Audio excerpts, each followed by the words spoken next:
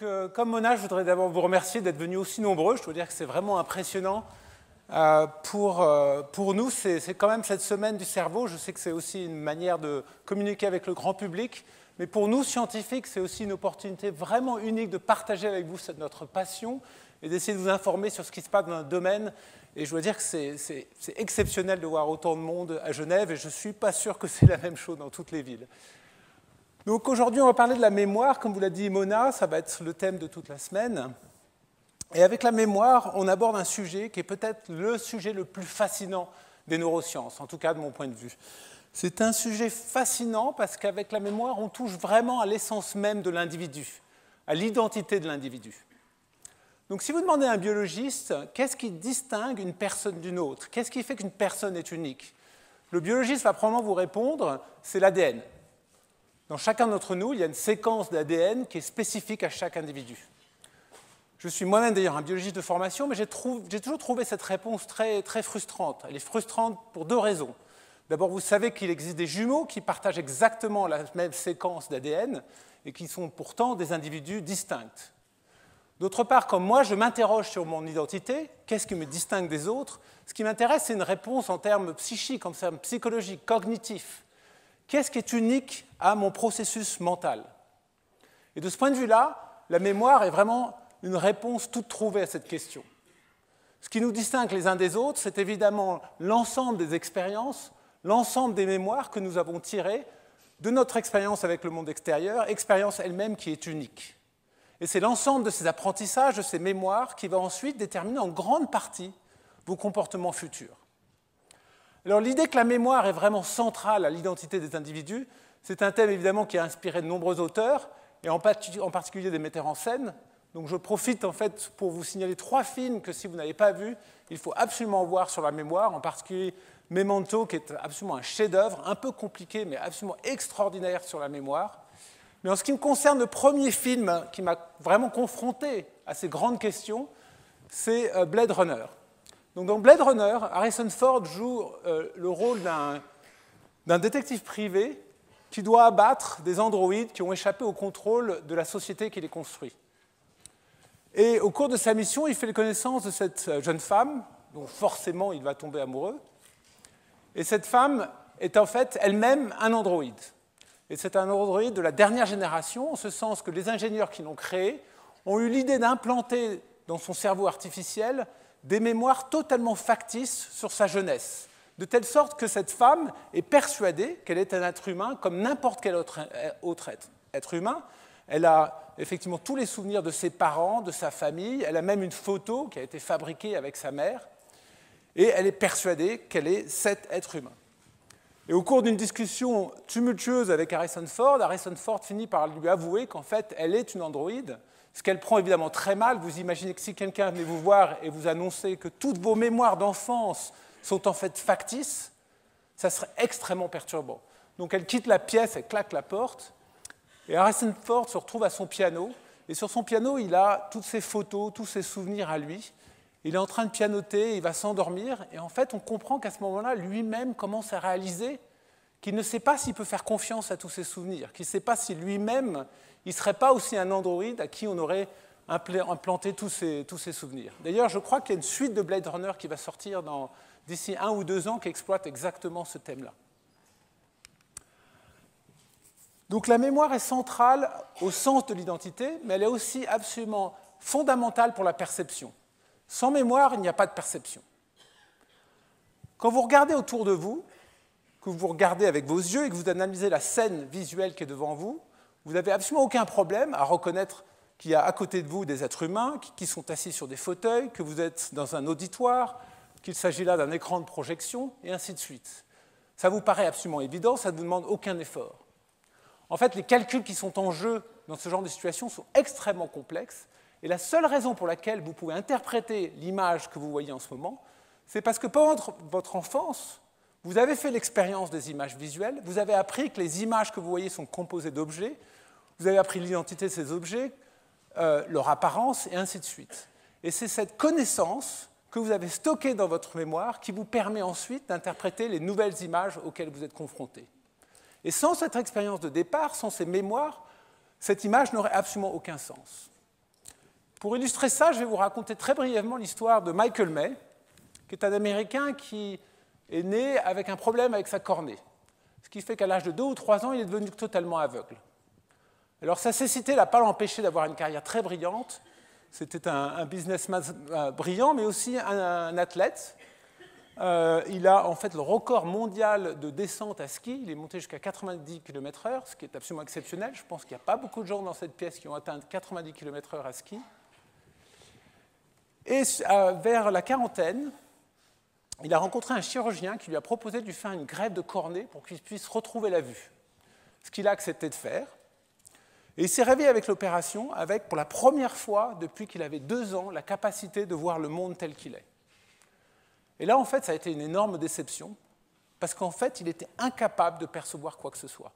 C'est exactement comme si je prenais l'un d'entre vous et que je vous parachutais en Chine et que tout le monde vous parle chinois. Vous allez entendre des bruits, mais ces bruits n'auront aucun sens. Et c'est exactement ce qui lui est arrivé. Et la mauvaise nouvelle, c'est que malheureusement, le cerveau n'est pas aussi plastique quand on est adulte que quand on est enfant. Et donc à son âge, à la quarantaine, son cerveau n'a pas été capable de réapprendre à voir. Ce que n'importe quel enfant peut faire en l'espace de 2-3 ans. Lui, ça fait 10 ans qu'il essaye, et il est encore absolument incapable véritablement d'analyser des images. Il peut voir quelque chose, mais c'est extrêmement rudimentaire. À tel point d'ailleurs que quand il fait du business, il se couvre les yeux, parce qu'il préfère être dans le noir et ne pas être distrait par ces images qu'il n'arrive pas à interpréter. Toute cette histoire est très bien racontée d'ailleurs dans ce livre, Crashing Through, qui a été écrit par un journaliste du New York Times que je vous recommande chaudement. Alors, ce qui est vrai pour la perception en général est vrai pour certains types de perceptions, telles que la douleur. Avec la douleur, on oublie souvent que la douleur n'a véritablement de signification que si vous avez une mémoire de la douleur. Imaginez par exemple que vous ayez besoin d'une opération chirurgicale, vous allez voir un chirurgien qui vous injecte un anesthésiant, et disons que cet anesthésiant vous bloque totalement la mémoire, donc vous êtes incapable de vous souvenir de quoi que ce soit pendant l'opération, et qu'elle vous paralyse, mais qu'elle ne bloque pas les centres de la douleur. Qu'est-ce qui va se passer?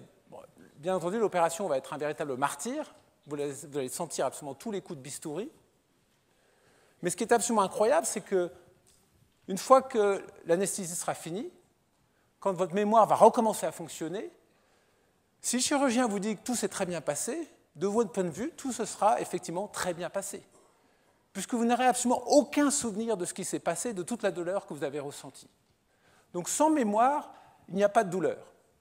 Alors vous allez peut-être me dire, tout ça est très spéculatif, personne, Dieu merci, n'a fait l'expérience que je viens de vous décrire, qui serait possible, on a des médicaments qui font ce que je viens de vous dire, mais la vérité c'est que vous avez tous eu une expérience de ce type-là, parce que vous avez tous été bébés à un moment ou à un autre. Et je vous rappelle que le moment de la naissance n'est pas une partie de plaisir. Votre corps, et en particulier votre tête, sont soumis à des pressions épouvantables. Et d'ailleurs, quand ça se passe mal, c'est encore pire, parce que les médecins sont obligés d'utiliser des outils qui sortent tout droit du Moyen-Âge, qu'on appelle des forceps, qui sont des pinces qu'on va mettre autour de la tête du bébé pour littéralement arracher le bébé au ventre de sa mère. Vous pouvez imaginer l'état du bébé pendant cette opération.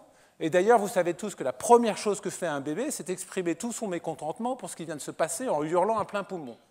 Ce qui est considéré effectivement comme une bonne nouvelle, l'enfant est en bonne santé, mais c'est aussi le signe d'une douleur absolument incomparable. Dieu merci, les centres de la mémoire ne sont pas actifs, en tout cas ils ne sont pas encore à maturité au moment de la naissance, donc aucun d'entre nous se souvient de ce moment-là, et d'une certaine manière, donc, il n'a absolument aucune signification. Donc la mémoire est importante pour votre sens de l'identité, mais aussi pour la perception en général. Alors comment ça marche? C'est exactement ce que vous allez découvrir cette semaine, mais je vais vous donner quelques idées de base sur les mécanismes de la mémoire, et pour ça, il faut qu'un peu que je vous rappelle comment marche le cerveau. Donc un cerveau humain, c'est essentiellement un énorme réseau de neurones, avec beaucoup de neurones. Dans un cerveau humain, c'est de l'ordre de 70 milliards à 100 milliards de neurones. On ne sait pas exactement, mais c'est de cet ordre de grandeur. Pour vous donner une idée, c'est le nombre d'étoiles à peu près dans la Voie lactée. Donc c'est vraiment des chiffres absolument faramineux.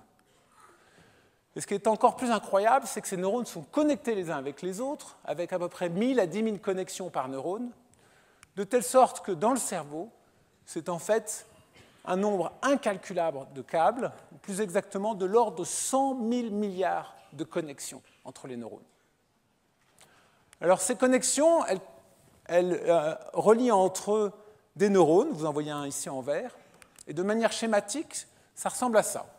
Vous avez un neurone ici qui connecte un autre neurone, et cette connexion se fait à travers un câble qu'on appelle l'axone. Donc les signaux se propagent le long de l'axone, et vous avez des contacts entre les neurones qui se font au niveau de cette structure qu'on appelle la synapse.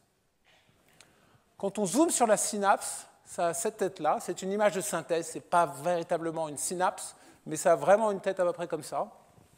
Vous avez d'un côté le bout de l'axone, qu'on appelle le terminal présynaptique, et de l'autre côté, le terminal post-synaptique, qu'on appelle aussi l'épine dendritique. Et le docteur Pagès, d'ailleurs, mercredi, vous en parlera longuement, effectivement, de cette structure, de l'épine dendritique. Et entre les deux, vous avez un espace. Et cet espace est vraiment fondamental. Parce qu'à cause de cet espace, le mode de transmission de l'information va changer. Le long de l'axone, l'information est codée et transmise par des impulsions électriques, qu'on appelle des potentiels d'action, qui peuvent voyager le long de l'axone. Mais quand ils arrivent là, ils sont obligés de s'arrêter. Ils ne peuvent pas passer cet espace.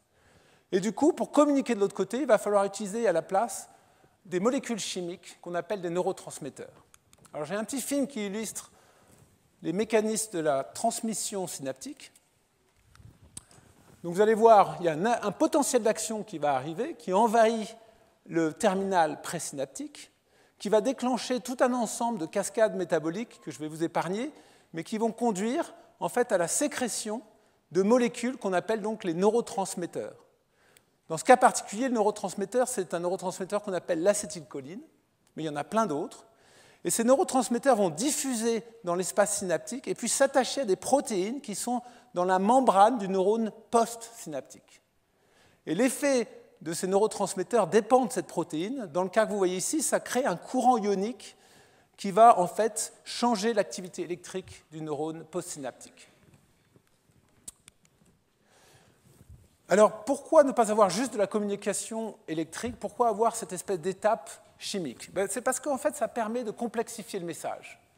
Donc, par exemple, si vous avez une excitation qui envahit le terminal présynaptique ici et qui conduit à la relâche de neurotransmetteurs excitateurs, ce qui va se passer, c'est que ça va exciter la neurone postsynaptique. Donc, l'activité électrique va être accentuée du côté postsynaptique. Donc, dans ce cas-là, on a une excitation qui donne lieu à une excitation. Mais en changeant l'identité du neurotransmetteur, on peut changer l'effet de la communication synaptique. Donc si le neurotransmetteur est un neurotransmetteur qu'on appelle inhibiteur, ce qui va se passer, c'est que quand il diffuse, il va en fait inhiber la cellule postsynaptique, c'est-à-dire qu'il va réduire son activité électrique. Et ça, c'est possible qu'avec des produits, des molécules chimiques. Ce n'est pas possible avec juste l'électricité, parce que l'électricité, soit elle passe pas, mais c'est tout ce que vous pouvez faire. Donc on peut complexifier le message. En fait, il y a même des neurotransmetteurs qui sont capables de modifier l'expression génétique du neurone postsynaptique, ce qui serait totalement impossible à faire avec juste des signaux électriques. Donc les synapses, c'est vraiment un endroit crucial du cerveau. On sait maintenant depuis pas mal de temps que c'est effectivement là où vos mémoires sont stockées. Et il y a d'ailleurs un prix Nobel qui a été donné à ces 3 chercheurs qui ont été les premiers à proposer cette hypothèse et à montrer des expériences qui ont confirmé qu'effectivement, c'est dans les synapses qu'on stocke les mémoires. Mais les synapses, ce n'est pas juste une mémoire, c'est aussi là où se font les calculs. Donc de ce point de vue-là, l'affiche de la semaine du cerveau est un peu trompeuse, parce qu'elle réduit la mémoire à une clé USB dans laquelle vous stockez de l'information. Mais en fait, les synapses, ce n'est pas juste une clé USB, c'est tout l'ordinateur. C'est la mémoire plus l'ordinateur, c'est-à-dire que c'est capable de faire des calculs. Alors pour illustrer ça, je m'en excuse par avance, je vais être un tout petit peu abstrait, mais je vais vous montrer avec un réseau de neurones très simplifié pourquoi les synapses sont responsables des calculs. On va considérer un réseau de neurones très simple, avec 2 neurones d'entrée et un seul neurone de sortie. Et les neurones d'entrée sont connectés aux neurones de sortie avec une synapse positive pour le neurone de gauche et une synapse inhibitrice négative pour le neurone de droite. Donc au repos, il ne se passe rien. On va d'ailleurs considérer aussi des neurones binaires. Donc soit ils sont actifs et ils ont une activité de 1, soit ils sont inactifs et ils seront à 0. Donc au repos, il ne se passe rien. Les deux entrées sont 0, 0, la sortie est 0. Et donc le diagramme d'entrée-sortie à cette tête-là, 0, 0 en entrée donne 0. Maintenant, on va activer le neurone de gauche. Donc on active le neurone de gauche, il est maintenant actif. Qu'est-ce qui se passe? Cette activité se propage le long de l'axone. Et comme la synapse ici est positive, ça va exciter le neurone de sortie. Donc en sortie, on va obtenir un 1. Donc ça veut dire qu'en entrée, quand l'entrée est de 1 et 0, vous obtenez un 1. Maintenant, activons le neurone de droite. Et quand on active le neurone de droite, qu'est-ce qui se passe? Cette activité se propage et elle est inhibitrice, c'est-à-dire qu'elle va diminuer l'activité du neurone de sortie, de telle sorte qu'elle va annuler l'excitation qu'on avait obtenue avec le neurone de gauche. Donc dans ce cas particulier, la configuration 1-1 conduit à un 0. Donc il reste une quatrième configuration, qui est qu'est-ce qui se passe quand vous avez 0 et 1. Donc on active juste le neurone de droite cette fois-ci. Et il ne se passe pas grand-chose, puisque cette activité arrive ici, elle inhibe le neurone de sortie. Et comme je vous le disais, c'est un neurone qui, quand il est à 0, il ne peut pas aller plus bas. Il est inactif. Donc il ne se passe rien. Donc en réponse à 0,1, vous obtenez 0. Donc ça, c'est ce qu'on obtient pour ces poids-là, ces poids synaptiques plus et moins.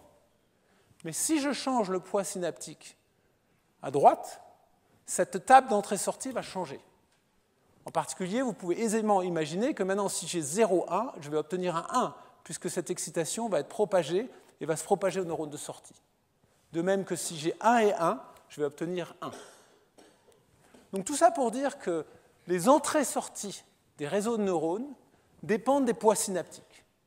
Si c'est plus et moins, on obtient cette table d'entrée-sortie. Sinon, plus et plus, on obtient cette table-là. Alors, comme je vous le disais, c'est un peu abstrait. Vous vous demandez peut-être, mais enfin, comment ça peut être relié au calcul? Mais je vous rappelle que dans votre ordinateur, tout est stocké sous forme de 1 et de 0. Les calculs consistent tout simplement à prendre des 1 et 0 et les transformer en d'autres 1 et 0. Et c'est vraiment le calcul qui détermine quelle est exactement la transformation. Donc quand vous faites Photoshop et que vous changez une image, vous démarrez avec des 1 et 0 qui correspondent à des photos, et vous faites tourner un programme qui va sortir une autre image qui sera elle-même des 1 et des 0. Donc dans le cerveau, c'est tout fait dans les synapses. C'est la valeur des synapses, c'est ce qu'on appelle le poids synaptique qui détermine quel est le calcul qui va être fait par le système. Alors en utilisant ces principes très simples, de nos jours, on est capable de faire des choses qui sont vraiment extraordinaires. On est capable d'entraîner d'énormes réseaux qui peuvent par exemple reconnaître l'identité des objets qui sont présents dans une image. Donc c'est des réseaux qui démarrent avec une rétine, et on présente des objets à cette rétine, et en sortie, on a plusieurs neurones qui correspondent à différents objets possibles. Donc par exemple, en réponse à cet objet, on entraîne le réseau à répondre que c'est par exemple une voiture. Par contre, si on montre cet objet, il faut que le réseau réponde que c'est une moto. Alors pour faire ça, on ne peut pas le faire en ayant directement une connexion de la rétine à ces unités-là. Il faut des réseaux beaucoup plus puissants, c'est ce qu'on appelle des Deep Learning Network en anglais. C'est devenu très à la mode, je ne sais pas, vous l'avez peut-être déjà vu dans la presse parce que c'est en train de passer un peu au grand public. Et c'est des réseaux qui ont souvent 5, 6 couches et des milliers, voire des millions de connexions qu'il va falloir ajuster l'une après l'autre pour qu'effectivement ce réseau de neurones soit capable de reconnaître des images. Alors je vais vous montrer d'ailleurs une application qui était faite par Yann Lequin, qui est à l'université de New York aux États-Unis, et qui travaille aussi pour Facebook, parce que Facebook, Google et toutes ces compagnies sont en train de s'intéresser très fortement à ces approches. Et ça, c'est un projet qu'il a fait il y a 20 ans, donc il avait 20 ans d'avance, qui est un réseau de neurones qui peut reconnaître des chiffres écrits à la main. Alors c'est extrêmement utile pour des applications du type lire le code postal sur des enveloppes ou lire le montant des chèques dans les banques. Donc la moitié des chèques aux États-Unis sont lus par ce réseau de neurones qu'il a mis au point il y a quelques années. Donc vous voyez la rétine là, toutes les couches successives qui traitent l'information, et en sortie, vous avez 10 unités qui correspondent aux 10 chiffres possibles. Et vous voyez que dans ce cas particulier, effectivement, le réseau de neurones a bien reconnu qu'il s'agissait d'un 7. C'est un problème qui est vraiment compliqué parce que chacun d'entre nous a une manière différente de faire les chiffres. Et c'est ça qui rend vraiment... Et même d'un jour sur l'autre, vous ne ferez pas le chiffre exactement de la même manière. Donc c'est vraiment un problème qui a l'air peut-être plus compliqué qu'on ne pourrait le croire quand on voit juste cette image.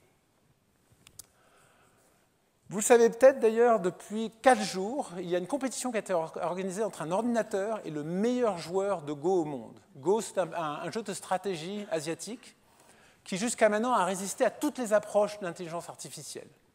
Eh bien, vendredi, l'ordinateur a gagné pour la première fois. Je crois que le score est aujourd'hui de 3-1. Je ne sais pas ce qui s'est passé aujourd'hui, je n'ai pas suivi, mais comme c'est en 5 manches, l'ordinateur a déjà gagné. Il a gagné les 3 premières parties. Et cet ordinateur utilise, entre autres choses, dans son architecture, des réseaux de neurones qui déterminent quelle est la meilleure configuration pour le prochain mouvement de l'ordinateur. Donc les résultats sont véritablement spectaculaires et ça va envahir toutes les machines, vos ordinateurs, vos téléphones. Dans les années qui viennent, c'est clair que ça va être une révolution absolue. Donc pour terminer, je voudrais vous montrer une autre application de ces approches, une qui vraiment me fascine, parce que jusqu'à maintenant, on parle vraiment d'ingénierie.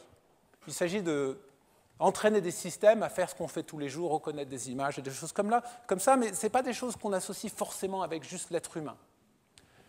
Mais Matthias Bethge, à la Max Planck Institute à Tübingen, a eu une idée que je considère vraiment géniale. Il a entraîné des réseaux de neurones à reconnaître les artistes responsables de certains tableaux. Donc là, par exemple, il a entraîné un réseau de neurones à reconnaître qu'il s'agit d'un Van Gogh. Puis après, il a mis cette image et le réseau a appris à reconnaître ça comme étant un Kandinsky. Ou encore cette image, je suis désolé, la luminance n'est pas très bonne, qui est un Picasso. Et une fois que le réseau était entraîné, ils se sont dit comment est-ce qu'on peut caractériser la connaissance qui a été emmagasinée dans ces synapses sur ces œuvres artistiques. Et leur idée, ça a été de présenter au réseau une image comme celle-là, qui est un village en Allemagne, et de demander au réseau de générer à partir de cette image une autre image qui serait dans le style de Picasso ou de Kandinsky ou de Van Gogh. Et donc là, le réseau est obligé d'utiliser toute la connaissance qu'il a emmagasinée dans ses synapses. Et il y a une technique qui permet de faire ça.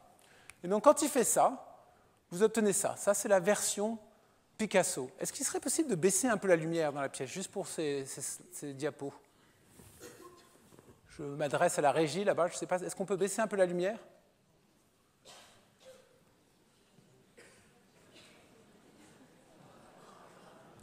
Voilà, donc je vous remonte un peu la transformation parce que c'est vraiment assez étonnant.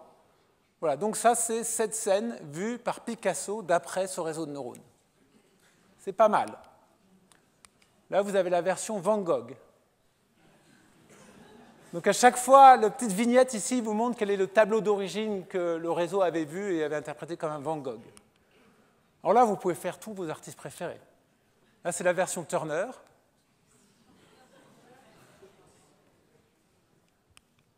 Ou la version Munch, qui est assez étonnante. Mais pour moi, vraiment, la plus bluffante, c'est la dernière. C'est la version Kandinsky. Parce que là, vraiment, on touche à l'art abstrait. Et elle est juste absolument incroyable. Je pense que si vous aviez vu ce Kandinsky dans un musée, vous auriez été totalement bluffé.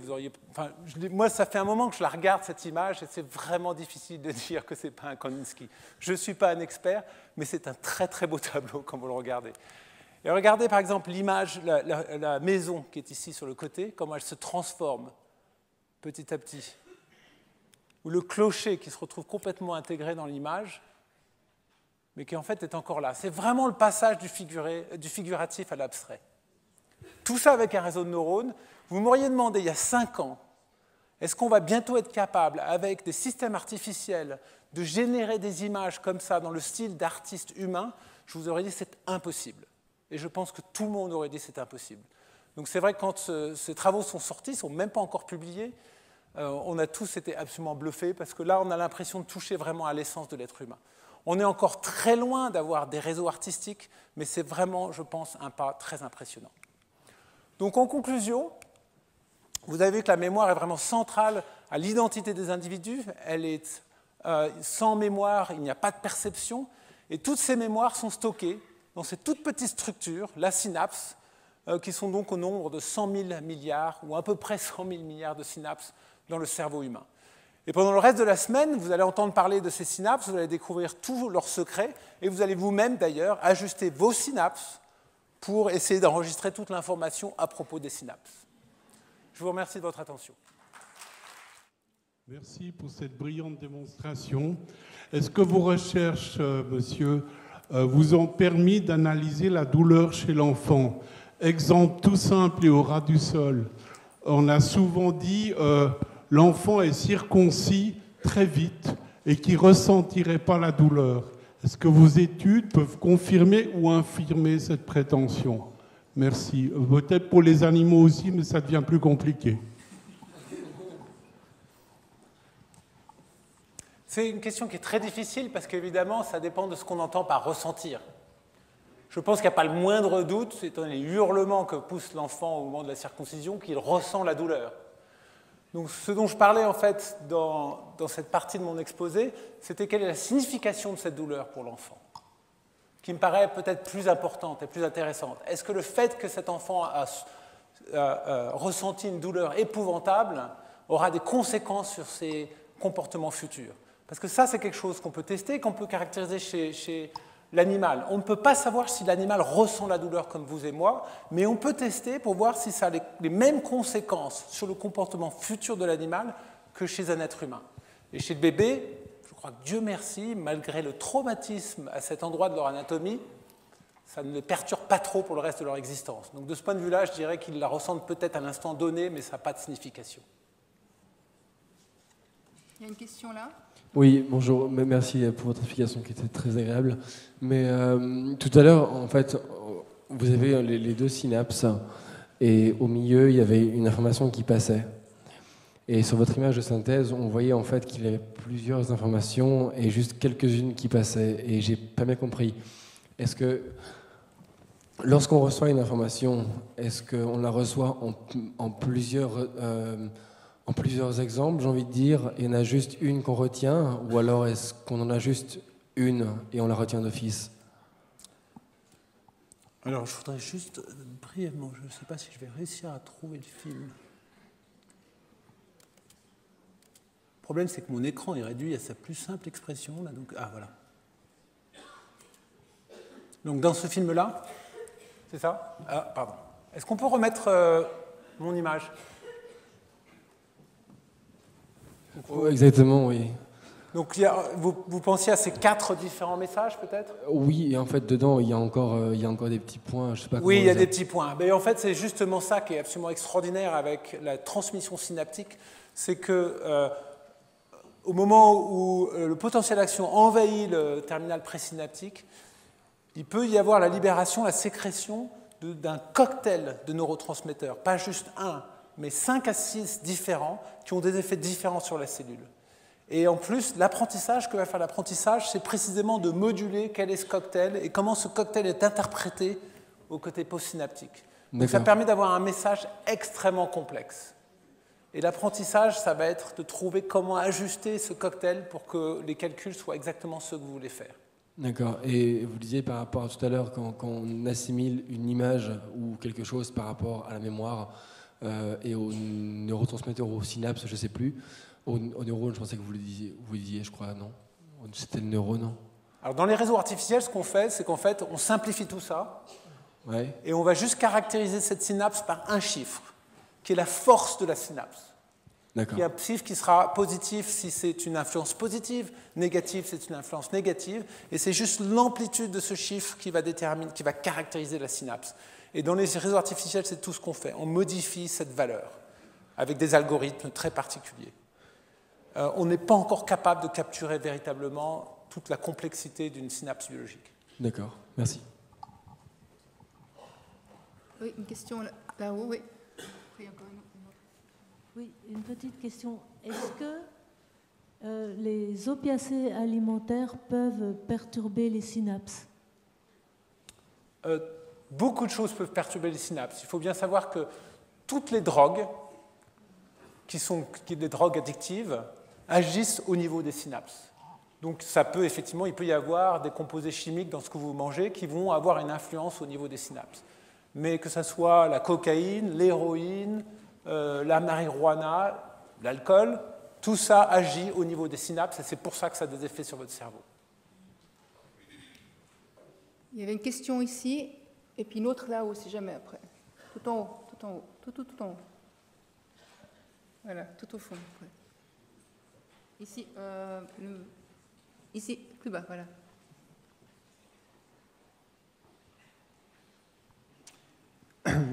Je me demandais si l'étape d'après après le Go et l'art abstrait, est-ce que ce ne serait pas l'humour? Est-ce qu'on travaille sur les ordinateurs qui auraient de l'humour? Oui, ça marche. Mais je crois que vous avez parfaitement raison. Je pense que ça va être la dernière frontière. Parce que l'humour, c'est au-delà de la compréhension. Il faut avoir absolument tout saisi. Alors, je ne vais pas vous dire quand est-ce qu'on va y arriver, parce que, une fois de plus, moi, il y a 5 ans, je n'aurais pas prédit ça. Donc, Dieu sait ce qui va se passer. Aujourd'hui, il y a des systèmes de traduction. Donc, sur Google Translate, je ne sais pas si vous avez déjà essayé. En Suisse, c'est vraiment nécessaire. Depuis que je suis arrivé en Suisse, je l'utilise beaucoup, parce que je ne parle pas un mot d'allemand. C'est assez effroyable, les traductions de Google Translate, mais c'est pas mal, on arrive quand même un peu à savoir ce qui se passe dans un document. Ça va s'améliorer très nettement avec l'arrivée des réseaux de neurones. Et quand on commence à être dans la traduction, on commence à être dans la sémantique, et là, l'humour est plus trop loin. Donc, peut-être d'ici une dizaine d'années, il y aura de l'humour sur ordinateur. Une question là-haut, et puis madame qui avait aussi une question après. Oui, bonjour et merci. Vous avez parlé de l'influence de la douleur dans la mémorisation ou la non-mémorisation. Moi, j'aurais voulu vous poser la question du plaisir dans l'apprentissage. Quel est le rôle dans un enseignement comme une conférence comme aujourd'hui ou dans un enseignement à l'école primaire ou plus tard, du plaisir dans la mémorisation? Est-ce que un enseignement qui est plaisant, qui stimule des neurones d'élèves, va être mémorisé plus facilement? Alors, c'est un peu une question pour Martial d'ailleurs, puisque je crois qu'il va parler un peu tout ça dans sa propre présentation, mais c'est très très clair que plus on prend de plaisir et mieux on apprend. Ça s'est établi dans de nombreuses expériences, et peut-être la démonstration la plus récente, et vous allez en entendre parler mercredi, c'est par exemple avec les jeux vidéo. On s'aperçoit maintenant que les jeux vidéo que les enfants adorent leur permettent en fait d'apprendre beaucoup plus vite. Et je pense d'ailleurs qu'un des défis du futur, ça va être d'arriver à dompter l'aspect positif des jeux vidéo pour aider les enfants à apprendre plus rapidement. Donc ça, il y a une interaction qui est très connue, très claire. Plus vous prenez de plaisir, plus vous apprenez vite. Madame, et juste une petite dernière chose. Le plaisir, c'est d'autres molécules qui agissent au niveau des synapses. En général, c'est des neuromodulateurs tels que la dopamine. Et donc, c'est encore des mécanismes qui agissent au niveau des synapses. Ah, madame, et puis après, monsieur, là. Qu'est-ce qui marque le début de la mémorisation chez un enfant? Parce que chaque individu se rappelle de son premier souvenir. Ce n'est pas l'âge qui détermine c'est quoi. C'est le vécu, c'est... Qu'est-ce qui marque? L'enfant, parfois, on se souvient, son premier souvenir, c'est à 2 ans, et d'autres, c'est à 3 ans, et d'autres à 5 ans. Qu'est-ce qui marque? Qu'est-ce qui crée le commencement de la mémoire chez l'être humain? Alors ça, je vous avoue honnêtement que je ne suis pas un spécialiste du développement de la mémoire, donc je ne sais pas, je ne suis pas sûr qu'on sache vraiment ce qui va déclencher le premier souvenir qui va véritablement s'inscrire dans votre cortex, et puis qui va y rester pour le reste de votre vie, parce qu'il y a plein de souvenirs que vous avez eus. Un enfant de 3 ans se souvient très bien de ce qui s'est passé les 6 derniers mois et vous pourra vous raconter toutes sortes d'histoires. Mais ce qui est vraiment très difficile à comprendre, c'est pourquoi une de ces mémoires va rester pour tout le reste de l'existence. D'autant plus qu'il y a aussi des mémoires qui sont enfouies et qu'on n'arrive pas forcément à retrouver, puis qu'on va retrouver 30 ans plus tard. Et une fois de plus, je crois que Martial va parler de ça. Monsieur, une question, après on va prendre encore une autre dernière question, et après je vous propose de poser les autres questions au professeur Marcel van der Linden. Donc une question là, puis après encore madame qui avait une question là. Bonsoir. Alors.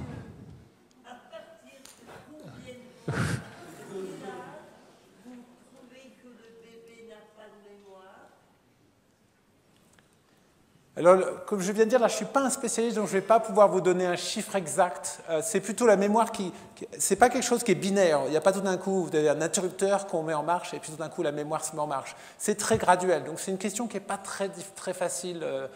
C'est pas très facile de répondre à cette question. Mais ce qui est clair, c'est que personne n'a beaucoup de mémoire. En tout cas, la première année, elle existe à peine. Donc, monsieur, et puis ensuite madame, puis après je vous propose de garder vos questions pour la prochaine intervention. Voilà. Alors voilà, on parle numérique, mais quelle est la différence de quantification de quantité entre du numérique et une approche analogique? De quantité, c'est de capacité de mémoire? Oui, ou de capacité de perception, de sensation, différents niveaux. Mais le numérique a quelque chose de très particulier, justement. Je vous montrais dans la fiche de la semaine du cerveau. C'est que dans l'ordinateur, il y a une distinction totale entre la mémoire et ce qu'on appelle le CPU, le microprocesseur, qui fait les calculs. C'est au niveau cerveau, mais au niveau ordinateur, mais au niveau cerveau, on n'a pas des perceptions analogiques? Alors, au niveau cerveau, c'est effectivement plus analogique, mais vous pouvez faire toutes sortes de calculs qui discrétisent. Et en fait, le dernier calcul que j'ai vu là-dessus, c'était un peu provocateur. C'est un article qui est sorti récemment où ils disent que le cerveau humain a la capacité d'enregistrer des mémoires qui dépassent toute l'information qui est aujourd'hui sur le web. Donc ça vous donne une idée de... Non, j'essayais de voir la logique de traitement, parce que pour savoir les facteurs déclenchement, les associations d'idées, donc les résultats finaux ou l'état général à un moment donné. Ben là, les comparaisons sont difficiles parce que, justement, dans le cerveau, mémoire et calcul, c'est totalement fusionné au niveau des synapses, c'est pas séparable, alors que dans l'ordinateur, c'est séparable. Et du coup, les comparaisons sont un peu plus compliquées. Donc là, vous parlez ordinateur et non pas cerveau. Non, mais là, je croyais que vous me demandiez le numérique versus analogue, donc c'est pour ça que j'étais dans la comparaison cerveau-ordinateur. Mais pour voir, quand on fait une comparaison cerveau-ordinateur, on compare toujours du numérique, 100% numérique, alors que nous, on fonctionne avec de l'analogique. Et bientôt, vous aurez des ordinateurs analogiques. Donc il y a pas mal de gens qui travaillent là-dessus et qui vont se rapprocher de nos modes de fonctionnement. C'est justement les questions que je me posais, parce que je me disais que la solution numérique, c'est inutile, il faut tout de suite passer à l'analogique. On va passer à la dernière question, madame, qui avait une question là. Voilà. Bonsoir. Alors, moi, je voulais savoir qu'est-ce qui se passe lorsqu'une personne s'évanouit. Par exemple, elle souffre notamment d'une commotion cérébrale, admettons. Qu'est-ce qui se passe pour que cette personne, elle va dire bah, je ne me rappelle pas du moment du malaise jusqu'au mon réveil à l'hôpital, admettons. Qu'est-ce qui se passe au niveau des synapses? Est-ce qu'il y a une déconnexion? Pourquoi cette personne n'a pas gardé cette mémoire du malaise? Alors ça, vous allez avoir des conférences là-dessus, et vous allez découvrir qu'il y a une structure qui s'appelle l'hippocampe, qui est enfouie au fond de votre cerveau, qui joue absolument un rôle prépondérant pour justement la formation des nouvelles mémoires, et qui stocke les dernières mémoires que vous avez acquises. Et quand on a une commotion, c'est une structure qui est très sensible. C'est souvent d'ailleurs un site où vous avez des épilepsies, mais qui est aussi sensible aux commotions. Et si cette structure en fait, s'arrête à cause de la commotion pendant quelque temps, vous allez perdre les mémoires récentes. Et pas les mémoires anciennes, parce que les mémoires anciennes sont plutôt dans votre cortex. Donc c'est là d'où ça vient, et c'est pour ça que c'est les mémoires récentes qu'on perd en premier. C'est au niveau de l'hippocampe, voilà. C'est au niveau de l'hippocampe. Et je peux vous dire, j'en ai fait moi-même l'expérience, donc je vous recommande tous de bien porter un casque quand vous skiez, parce que j'ai oublié de porter mon casque et j'ai perdu 4 jours de mémoire qui sont revenus petit à petit, mais c'était incroyable, c'était comme dans les livres que j'avais lus pendant mes études. Merci. Ok, je remercie encore Alexandre Pouget pour cette conférence. Donc nous allons passer à la deuxième et dernière intervention du professeur Martial van der Linden.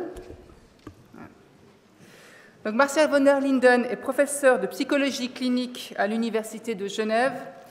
Il a mené beaucoup de recherches sur les troubles de la mémoire et aussi sur le fonctionnement général de la mémoire. Notamment, il s'intéresse à comprendre le lien entre mémoire, identité et les émotions. Et c'est justement sur ce lien entre mémoire et identité qu'il va nous parler ce soir. Voilà. Bien, mesdames, messieurs, bonsoir. Cette soirée introductive sur la mémoire a été donc pensée à 2 voix. Vous venez d'avoir la voix du neurobiologiste et vous aurez maintenant la voix du psychologue. Donc comment les psychologues se représentent-ils la mémoire?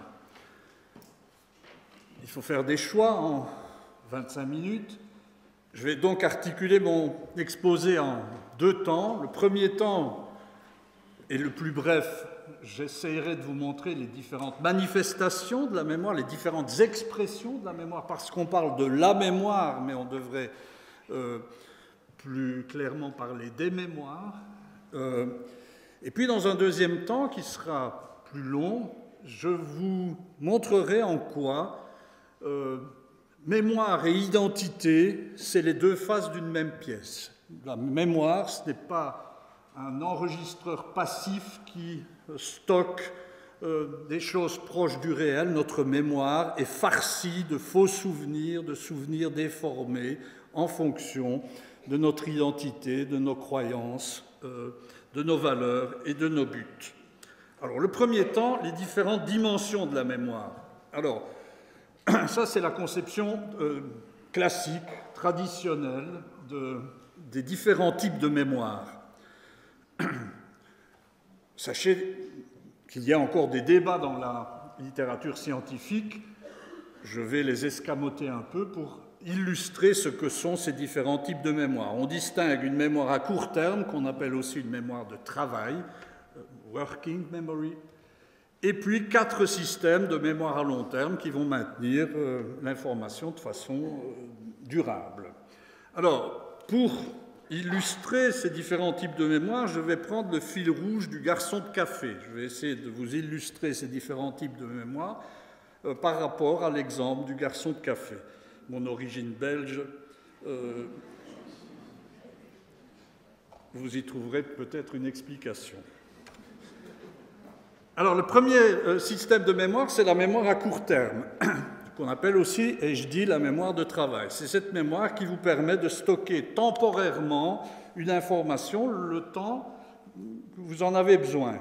Vous regardez un numéro de téléphone dans l'annuaire téléphonique, vous allez la maintenir temporairement le temps de composer le numéro, et puis après, cette information, elle disparaît de votre mémoire de travail. Mais prenons le garçon de café. Il a besoin de sa mémoire de travail pour retenir la commande. Un verre d'Arvin, une bière blanche, etc. Et il va retenir cette information, le temps d'aller transmettre l'information au comptoir, et puis après, cette information, elle disparaît. Est-ce clair? Bien.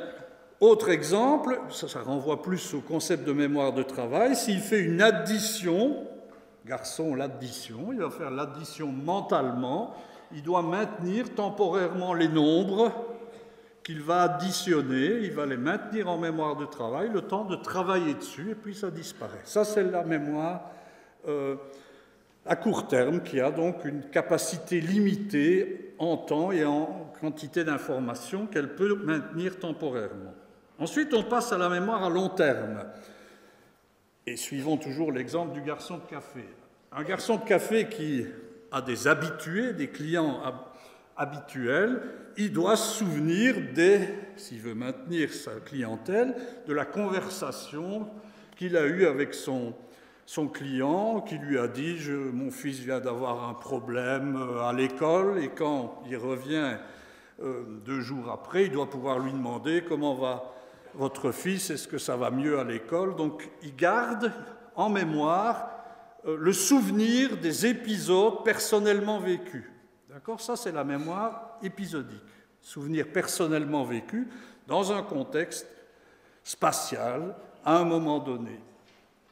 Ça, c'est la mémoire épisodique. Et ça permet de revivre ce qu'on a vécu. Donc, demain, j'imagine, du moins je l'espère pour vous, vous serez capable de vous souvenir de l'épisode Pouget et de l'épisode Van der Linden et de prendre conscience que vous avez vécu cet épisode. Deuxième système, c'est la mémoire sémantique.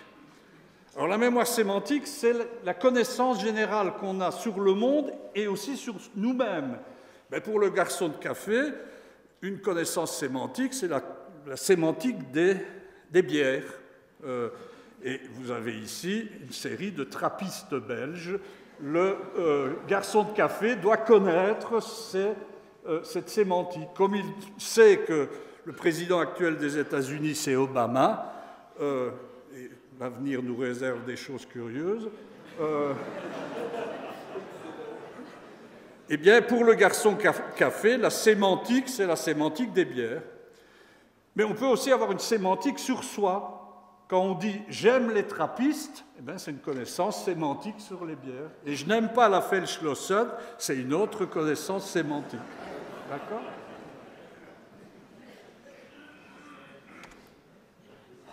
Troisième système de mémoire à long terme, c'est la mémoire perceptive. C'est ces systèmes de mémoire qui vont stocker la forme des objets, des visages, des mots, et pas du tout leur signification. Donc, dans cette foule immense, je connais pas grand monde, mais si je vous regarde, à vous, je vous connais. Je ne sais pas pourquoi, mais je vous connais. Mais vous, à côté, je ne vous connais pas, je vous regarde, je suis très... Eh bien, votre visage, que vous le vouliez ou non, il va entrer dans ma mémoire perceptive. Et si, ce soir, je vous rencontre ailleurs, ben, ça va s'associer à la représentation que j'ai de votre visage et je pourrais dire « je vous connais ». Je ne sais pas qui vous êtes, je n'ai aucune information sémantique, mais j'aurai en mémoire la forme de votre visage. Le garçon de café, mais il doit avoir la forme visuelle des verres. Vous savez qu'en Belgique, chaque bière, son verre. Et ça sert à quoi? C'est très lié à la perception. Imaginons un café un peu mal famé, il fait très sombre. Il faut que le garçon de café puisse très rapidement aller chercher la forme du verre d'Orval. Eh bien, le fait de l'avoir stocké dans sa mémoire va l'aider à le percevoir plus rapidement. Est-ce que c'est clair? C'est les liens entre mémoire perceptive et perception. Et puis, il y a la mémoire procédurale. Alors, classiquement, c'est la mémoire qui va permettre d'automatiser une série de procédures. On parle généralement de l'exemple d'apprendre à rouler à bicyclette ou apprendre à manipuler automatiquement son téléphone portable, ce que je ne peux pas faire parce que moi, je n'en ai pas. Si vous avez déjà essayé de servir une bière à la pression, je peux vous assurer que la première fois, c'est un peu la catastrophe. Il y a un petit peu de bière et beaucoup de mousse, ou il y a beaucoup de mousse partout. Vous allez donc devoir apprendre progressivement une procédure et que le garçon de café sera d'ailleurs en gros incapable de vous expliquer. Simplement, vous devrez l'apprendre et c'est des ajustements moteurs fins entre l'inclinaison de la bière, la pompe, enfin, vous voyez ce que je veux dire. Bien. Alors, ces systèmes de mémoire, ils ont une certaine indépendance. Ils sont en relation, mais ils sont aussi indépendants. En attestent un certain nombre de travaux, dont des études que j'ai menées personnellement, qui montrent qu'une lésion cérébrale peut perturber certains systèmes et pas d'autres. Alors, je vous donne un exemple de ce qu'on appelle le syndrome amnésique. Alors, il s'agit de patients qui ont des lésions bilatérales au niveau des fameux hippocampes dont a parlé Alexandre Pouget. Et ces lésions hippocampiques qui peuvent venir d'une tumeur, d'un accident vasculaire, que sais-je encore, d'un traumatisme crânien, vont produire ce qu'on appelle un syndrome amnésique. De quoi s'agit-il? Il s'agit de personnes qui ont une efficience intellectuelle normale, c'est-à-dire, on dirait, ils ont un QI normal, j'aime pas le QI, mais ils sont intellectuellement tout à fait adéquats, ils ont des capacités langagières qui sont normales, mais ils ont ce qu'on appelle un oubli à mesure. Si vous parlez avec un patient amnésique, vous pouvez entretenir une conversation avec ce patient, il peut avoir de l'humour, il a une bonne mémoire de travail, une bonne mémoire à court terme, ce qui fait qu'il peut tenir la conversation puisqu'il peut maintenir ce qui a été dit quelques secondes auparavant, donc il suit la conversation, il n'y a aucun problème. Si vous quittez la salle et vous revenez 5 minutes après, dans les cas les plus sévères, le patient ne se souvient pas de vous et encore moins d'avoir entretenu une conversation avec vous. Donc il a un déficit massif de la mémoire épisodique.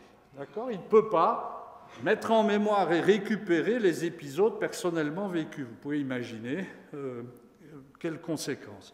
Par contre, il a toute une série d'autres capacités mnésiques préservées. J'ai déjà parlé de la mémoire à court terme. Il a aussi une mémoire procédurale. J'ai suivi pendant de nombreuses années un patient amnésique quand je travaillais encore en Belgique, et où on a appris à ce patient amnésique qui était, ironie du sort, qui était historien et qui est devenu amnésique suite à une agression, profondément amnésique, on lui a appris à utiliser un ordinateur. Donc c'était encore un historien de la tradition qui ne voulait pas du tout utiliser d'ordinateur. On s'est dit, si on lui apprend à utiliser un ordinateur et un traitement de texte, on pourrait optimiser ses capacités de réinsertion, au moins à minima. Eh bien, ce patient était parfaitement capable d'apprendre à utiliser un ordinateur et un traitement de texte, alors qu'il n'a aucun souvenir des épisodes où il a appris cela. Donc il sait utiliser un ordinateur, un traitement de texte, mais n'a aucun souvenir de quand, où, avec qui il a appris cela. Ce patient amnésique, il a aussi une bonne mémoire perceptive, je ne vais pas m'étendre là-dessus. Et il y a un débat, est-ce qu'un patient amnésique, au sens où je vous l'ai décrit, peut acquérir de nouvelles informations sémantiques? Imaginons un patient amnésique, il va y avoir un nouveau président ou une nouvelle présidente des États-Unis. Est-ce que, quand il regarde la télévision, 5 minutes après, il a oublié ce qu'il a vu? On dirait, ou il lit le journal, 5 minutes après, il a oublié, ce qui fait qu'il va éventuellement relire.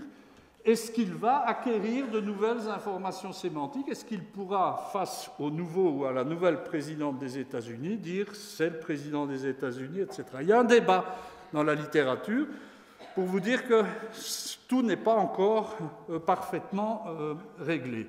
Mais ce que vous devez comprendre avec ce type de personnes qui ont donc eu une lésion bilatérale des hippocampes, c'est que certains systèmes de mémoire peuvent être préservés et d'autres affectés sélectivement par une lésion, ce qui montre bien qu'ils ont une relative indépendance. Passons au deuxième temps de ma présentation. Comme je vous l'ai dit, les travaux récents, et c'est vraiment une avancée considérable au plan psychologique et qui impose une contrainte supplémentaire aux neurobiologistes, c'est que la mémoire, ce n'est pas un enregistreur passif. Et j'y reviendrai, seuls sont maintenus facilement accessibles les souvenirs des événements personnels qui sont en lien avec notre identité. Ça, c'est un point clé. Autrement dit, la mémoire, c'est un processus constructif. Et non seulement on ne maintient que durablement accessibles que les événements qui sont en lien avec notre identité, mais en plus, on sélectionne ce qu'on va mettre en mémoire. On sélectionne des aspects d'un événement qui correspondent le mieux à notre conception du monde et des autres. Vous voulez un exemple? Demandez à 2 supporters de foot, chacun d'une équipe différente, de raconter le match, et vous aurez rapidement la conviction que la mémoire, c'est un processus constructif. Celles et ceux qui sont en couple depuis un certain temps savent aussi combien le même événement vécu peut faire l'objet d'interprétations et d'un souvenir complètement différents. La mémoire, c'est un processus constructif. Et on peut même déformer le souvenir pour qu'il corresponde davantage à nos buts et nos valeurs. Votre mémoire est farcie de faux souvenirs. D'accord ? La notion de véracité n'a pas beaucoup de sens en mémoire. On construit le souvenir en fonction de nos croyances, de nos valeurs, de nos buts. Et ça, c'est un point capital. Vous voulez un exemple? Eh bien, c'est une étude que j'ai menée avec Arnaud d'Argenbault, qui est un de mes collègues et collaborateurs de l'Université de Liège, et qui viendra vous parler de quelque chose d'assez fascinant aussi, c'est les liens entre mémoire et projection dans le futur. Je pense que c'est jeudi. Et c'est des travaux qu'on a menés ensemble, d'ailleurs, pour une part. Et ce travail, c'est dans le cas de la thèse de doctorat d'Arnaud d'Argenbault, où on s'est intéressé à quels sont les souvenirs qu'ont les anxieux sociaux d'une situation sociale. Imaginons que je sois un professeur anxieux social, c'est la catastrophe. D'accord ? À l'idée de parler devant une foule immense, mes jambes flageolent, j'ai des coliques, je transpire, je bafouille, etc. De quoi vais-je me souvenir? C'est ça qui nous intéressait. Eh bien, ce qu'on a montré, c'est que les anxieux sociaux, dans une situation sociale, se souviennent essentiellement de leur réaction à eux, qu'ils ont trébuché, qu'ils ont bafouillé, qu'ils ont eu mal au ventre, qu'ils transpiraient, et ils ne prennent pas du tout dans leur souvenir le fait que finalement ça se passe bien, tout le monde a l'air content, on opine du chef, on sourit, et donc ils ont le lendemain de quoi ils se souviennent? Eh bien que ça a été l'horreur, j'avais des coliques, j'ai bafouillé, etc. Et ils ne se souviennent absolument pas des choses positives prises dans l'environnement. Ça va, vous me comprenez bien? Résultat des courses, ça ne fait que renforcer la croyance selon laquelle la situation sociale est négative. Et voilà un exemple tout à fait intéressant, montrant bien que la mémoire, c'est un processus constructif. Et on pourrait prendre d'autres difficultés psychologiques comme la dépression, où on va voir que les personnes en dépression vont sélectivement mettre en mémoire ce qui correspond à leur vision négative du monde, d'eux-mêmes et des autres. Et ça, c'est une expression, je veux dire, dysfonctionnelle de ce processus constructif, mais globalement, nous mettons en mémoire ce qui est en lien avec notre identité. En fait, les choses sont un petit peu plus complexes que cela. La mémoire des événements personnels, la mémoire épisodique, elle doit répondre à deux exigences un peu incompatibles. La première, c'est il faut quand même que le souvenir des événements soit assez proche du réel. Pourquoi? Mais imaginons que le matin, vous donniez un coup de fil, un coup de téléphone à quelqu'un.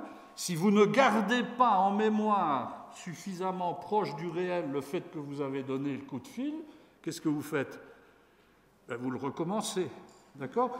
Un exemple typique de ce problème de correspondance, c'est les vérificateurs, les personnes qui ont des difficultés en lien avec la vérification, les troubles obsessionnels compulsifs. Alors, je suis sûr que dans cette salle, il y a des vérificateurs, des vérificatrices, parce que je suis un grand psychologue et je les vois. Il y a indéniablement des vérificateurs et des vérificatrices parmi vous. Eh bien, nous avons mené des recherches qui montrent qu'effectivement, une partie des difficultés de ces personnes, ce n'est pas toutes, c'est une difficulté de garder en mémoire le souvenir de l'action réalisée et en ayant conscience que c'est nous qui l'avons réalisée. Je prends l'exemple, vous sortez de chez vous, vous fermez la porte à clé, vous faites 300 mètres, puis vous vous dites, mais est-ce que j'ai fermé la porte ou ce que j'ai imaginé? Si vous n'avez pas la capacité de vous voir agir avec même les sensations kinesthésiques dans votre souvenir, vous ne pouvez pas décider, qu'est-ce que vous faites? Vous y retournez. Ça, c'est la fonction de correspondance. Est-ce que c'est clair? Il faut quand même qu'on ait, pendant un certain temps, accès à un souvenir proche de la réalité. Mais d'un autre côté, on ne peut pas être submergé de tous les souvenirs. Donc, il faut aussi qu'on puisse sélectionner ce qui est cohérent avec nos buts, nos valeurs, nos objectifs à long terme. Vous voyez? Donc, à la fois, cette exigence de correspondance au réel, autrement, on ne pourrait pas gérer les buts de la vie quotidienne, on referait toujours la même chose, ça serait insupportable.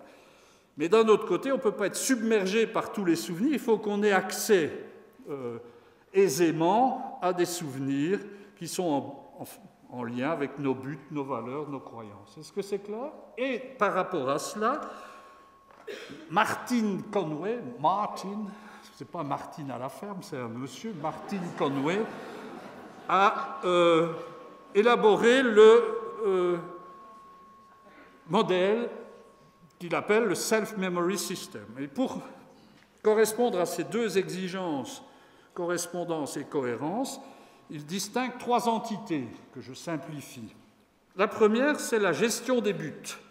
Et vous voyez que ces trois entités sont en lien. Votre but aujourd'hui, j'imagine pour la plupart d'entre vous, c'est de comprendre mon exposé. C'est votre idéal, sauf ceux qui se sont endormis ou qui sont en pleine digestion. Et pour ce faire, vous allez établir une série de choses. J'en vois qui prennent des notes. Donc, vous allez essayer de comprendre. Ça, c'est le gestionnaire des buts, ce qu'on appelle le working self, le self au travail. Une caractéristique importante de ce working self, c'est qu'il gère le présent psychologique. Il gère les moments psychologiques. Ici, vous assistez à un moment psychologique mémorable, n'est-ce pas, le moment psychologique van der Linden. Et vous avez préalablement assisté à un autre événement, moment psychologique, le moment psychologique Pouget. Et un moment psychologique, c'est défini par l'installation d'un but du début à la fin. D'accord ? Eh bien, l'idée de Conway, c'est que vous le vouliez ou non, si vous avez prêté attention au moment psychologique van der Linden, il entre en mémoire épisodique, que vous le vouliez ou non. Vous n'avez pas besoin de faire un effort, il y entre. Vous voulez ça va, c'est clair ? Vous voulez un exemple ? J'imagine que vous vous êtes brossé les dents ce matin, je l'imagine. Bon, si vous ne l'avez pas fait, ne le dites pas. Maintenant, on fait un exercice ensemble. Est-ce que vous pourriez récupérer le souvenir de l'épisode du brossage des dents de ce matin? Je parle bien de celui du matin, pas le brossage des dents en général. Quelqu'un enthousiaste a dit oui. Qui est capable de faire ça? Donc vous fermez les yeux et vous retrouvez l'épisode du brossage des dents de ce matin. Allez-y, levez le doigt. Tout le monde est à peu près capable de le faire. Qui l'a fait sous forme d'une image visuelle, mentale? Oh, comme c'est rigolo.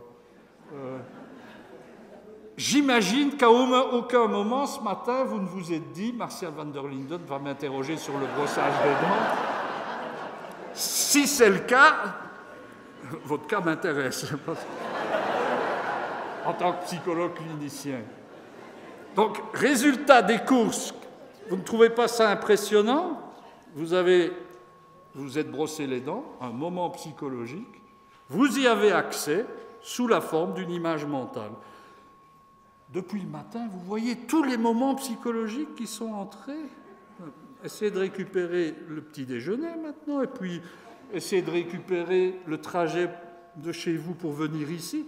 Vous avez mis en mémoire épisodique une multitude de moments psychologiques.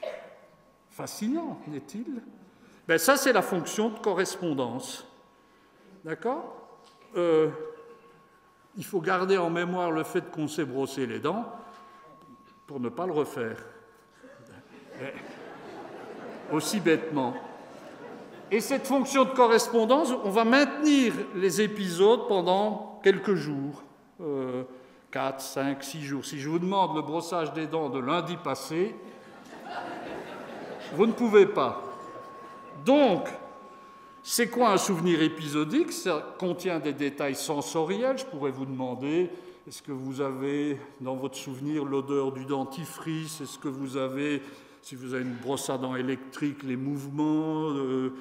Voilà, vous êtes capable de décrire votre souvenir et ces détails sensoriperceptifs. Ça contient des images mentales, visuelles, la preuve, vous avez eu accès à ça sous la forme d'une image mentale. Ça permet de revivre le passé, c'est comme si vous brossiez les dents à nouveau, vous revivez le passé, et ce que montrera Arnaud d'Argenbault, c'est que ça permet aussi de se projeter dans le futur de façon spécifique.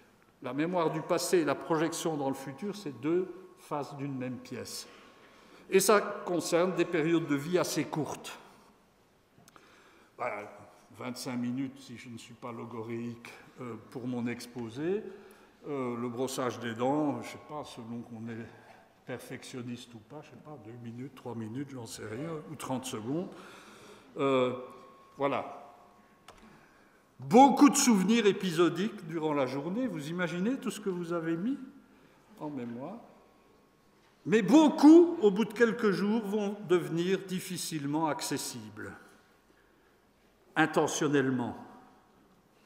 Vous ne pouvez plus avoir intentionnellement accès au brossage des dents de lundi dernier. Que sont-ils devenus, ces souvenirs? Ah, ça c'est une très bonne question. Eh bien ça, on ne sait pas encore. On a des raisons de penser que beaucoup d'entre eux sont là, d'accord? Mais on n'y a pas accès, intentionnellement. On ne peut y avoir accès qu'automatiquement, c'est les souvenirs non intentionnels, la récupération non intentionnelle, ce qu'on a appelé le souvenir proustien, la Madeleine de Proust. Hein, j'ai repris, et dès que j'eus reconnu le goût du morceau de Madeleine, trempé dans le tilleul que me donnait ma tante, il y a autre chose après, je l'ai coupé, aussitôt la vieille maison grise sur la rue où était sa chambre vint comme un décor de théâtre s'appliquer au petit pavillon. Et c'est l'idée qu'on se retrouve dans un contexte qui va permettre de récupérer de façon non intentionnelle quelque chose auquel on n'avait pas accès intentionnellement. Est-ce que c'est clair, cela? Donc ça, c'est passionnant, parce que ça veut dire qu'on a des souvenirs auxquels on n'a pas accès consciemment, mais qui pourraient nous influencer non consciemment. Ça, c'est un défi pour les années à venir. Et pour la neurobiologie, tout. 3 petits points. Alors, les souvenirs qui resteront accessibles, ce sont les souvenirs qui vont être connectés à l'identité, au self, à ses valeurs. De deux choses l'une, le moment van der Linden subira-t-il le sort funeste du brossage des dents, et dans quelques jours, plus d'accès intentionnel, ou au contraire, restera-t-il accessible durablement, auquel cas c'est que vous l'aurez connecté à votre identité, à vos valeurs, à vos croyances, et qu'il aura eu un sens par rapport à votre identité.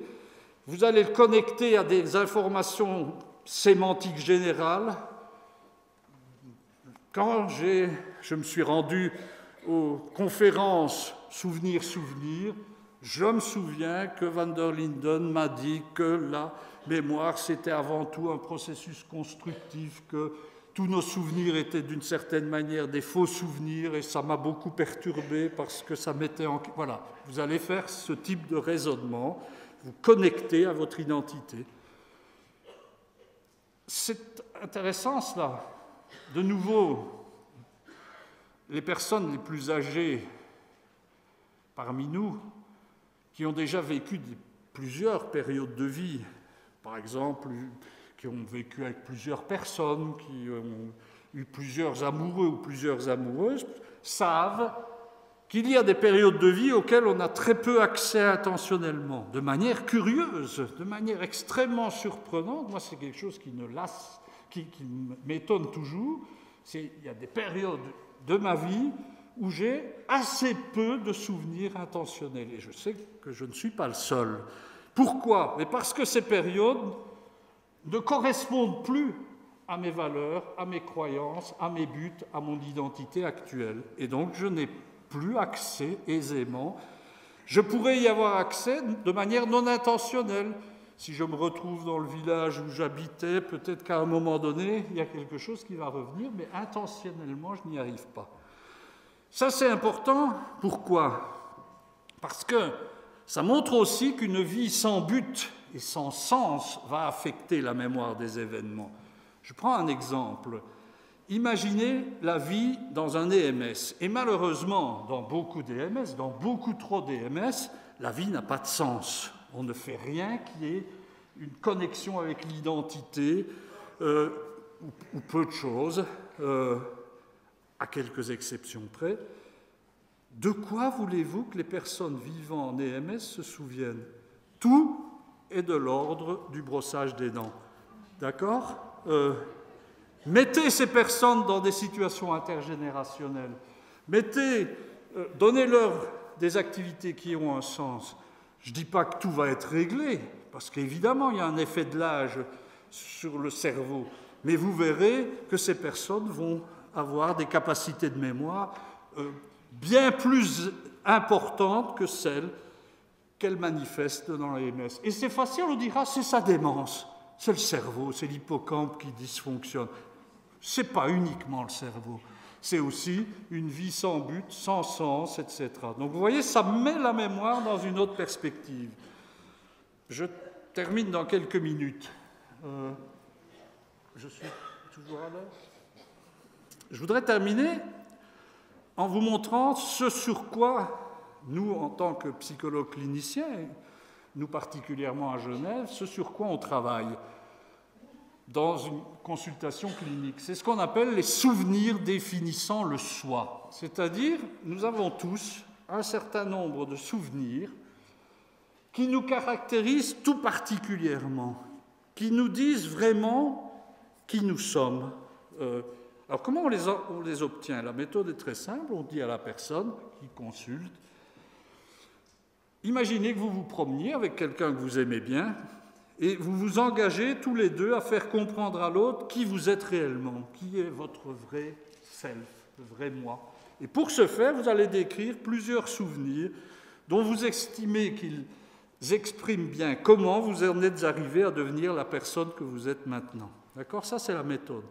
Alors, vous pouvez le faire vous-même. Je vous préviens, on n'en sort pas complètement indemne, vous allez être surpris ou surprise. Donc faites-le au calme et vous notez, en réponse à cette consigne, les souvenirs que vous allez récupérer. Et on dit des choses un peu plus précises, il faut qu'ils aient au moins 1 an pour qu'ils soient en lien avec l'identité, il ne faut pas des choses très récentes. Il faut que des souvenirs dont vous vous souvenez très bien, qui vont être répétés, qui concernent un thème, un but, une préoccupation, un conflit important dans votre vie, un souvenir qui peut être positif ou négatif, et c'est un souvenir que vous répétez, auquel vous avez pensé beaucoup de fois, comme un peu une chanson que vous avez apprise par cœur. Vous voyez, ça c'est les consignes. Et à partir de là, et beaucoup d'études que nous avons menées montrent que c'est une voie royale pour les psychologues cliniciennes et cliniciens pour identifier avec la personne les conflits non résolus, les buts, les croyances de la personne. Est-ce clair? Et puis on va caractériser ces souvenirs définissant le soi par toute une série de choses. Le temps manque pour que je vous décrive ça en détail. Je vous donne juste une dimension sur laquelle on les évalue. Beaucoup de ces souvenirs peuvent comporter un raisonnement autobiographique, c'est-à-dire on tire une leçon. Depuis lors, je n'ai plus jamais été le même. Ou à partir de ce souvenir, j'ai appris des choses sur moi-même. D'accord? Donc, ou sur la vie. Beaucoup de souvenirs définissant le soi vont comporter un raisonnement autobiographique qui l'accompagne. Et puis il y en a d'autres qui ne comportent pas ça, qui sont de simples descriptions sans raisonnement autobiographique. Mais on sait par exemple que les personnes qui ont reçu un diagnostic de schizophrénie ont beaucoup de difficultés à faire un lien entre ce qu'ils vivent et l'identité. Donc ils ne tirent pas de morale, de leçons, et c'est une piste d'intervention, leur apprendre à tirer des leçons. Est-ce que c'est clair cela? Et donc on peut caractériser les souvenirs définissant le soi dans la dépression, dans l'état de stress post-traumatique, il y a toute une série de choses. Je vous donne un exemple. Tiré d'une étude, ce n'est pas du tout chez une personne qui a des difficultés psychologiques, on a des corpus, dit-on, des corpus importants de souvenirs définissant le soi. On en a des centaines qu'on a analysés. En voilà un, je vous le lis. J'étais à table avec mes parents, je devais avoir environ 10 ans, quand, comme réponse à une question que je leur ai posée sur mon manque de beauté physique, en comparaison à ma sœur que je considérais comme très belle, avis partagé par la famille et amis. Ils m'ont répondu « La beauté physique n'est pas tout dans la vie. Il est beaucoup plus important d'être intelligente. » Je pense que ce commentaire m'a beaucoup marqué et a fait que j'ai essayé toute ma vie de combler ce manque par des résultats académiques et professionnels, ce qui s'est avéré être épuisant et avec du recul pas vraiment important. J'aurais depuis longtemps dû plus utiliser mon énergie pour m'accepter physiquement au lieu de courir après les résultats. Aujourd'hui, je pense être sur la bonne voie. J'ai eu une fille il y a 2 ans et demi et depuis 9 mois, j'ai arrêté de travailler, de courir après les résultats. Et bizarrement, je me sens souvent aussi plus belle qu'avant. Bien, voilà, ça c'est un souvenir définissant le soi qui a ce qu'on appelle une sorte de processus de rédemption. Les choses sont allées du pire au mieux. Bien, par exemple, dans la dépression, on va voir l'inverse. On va avoir des processus de contamination. Ça commence mal et ça va de plus en plus mal. Vous voyez ? Donc on peut, grâce à ces souvenirs définissant le soi, essayer d'identifier les problèmes avec la personne et mettre en place des interventions. Je termine, c'est la dernière diapositive. Donc vous voyez bien ce modèle de Martin Conway. Il y a un gestionnaire des buts qui organise des moments psychologiques, ici le moment Van der Linden. Si on y fait attention, il tombe en mémoire épisodique. On peut l'évoquer demain sous forme d'image mentale. Vous serez capable, comme le brossage des dents, de récupérer l'épisode Van der Linden. Et puis 2 choses l'une, soit au bout de quelques jours, vous n'y aurez plus accès consciemment, soit vous y aurez accès, et si oui, c'est parce que vous avez connecté ce souvenir avec votre identité, avec une période de vie, avec des événements généraux, les conférences, souvenirs.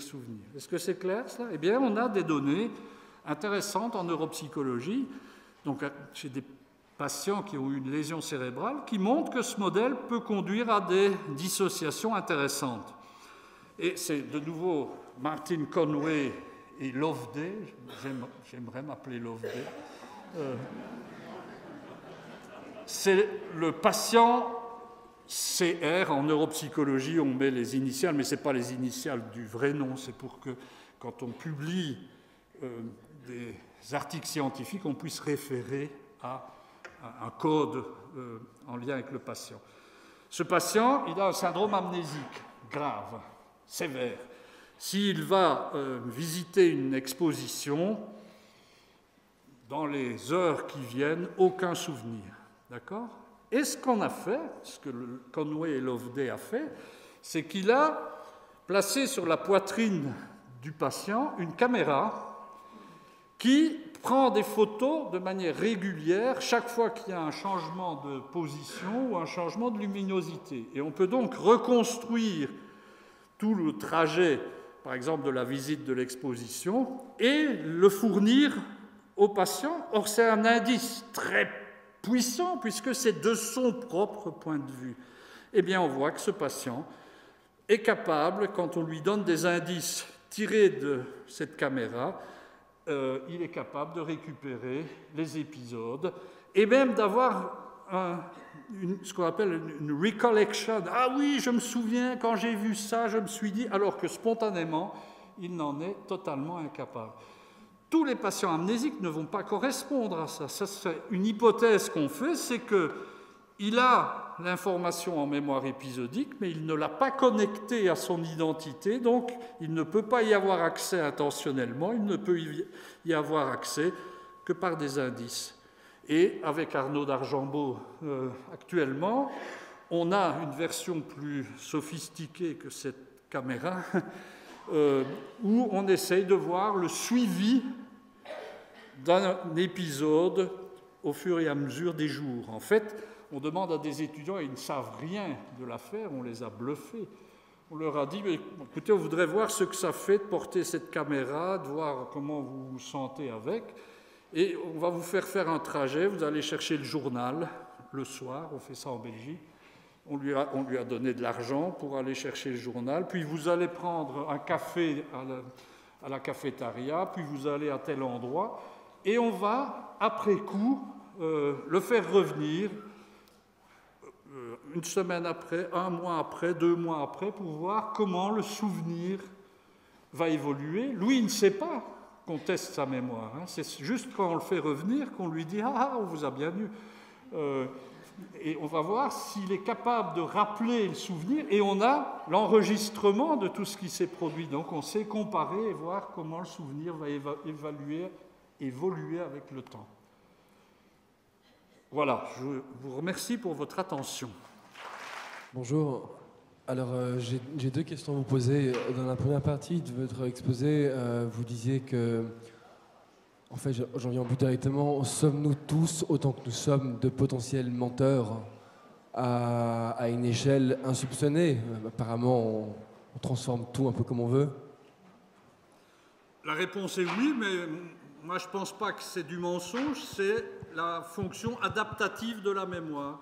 C'est les deux faces d'une même pièce. On doit sélectionner parce qu'on ne peut pas tout on ne peut pas accéder à tout, on doit sélectionner.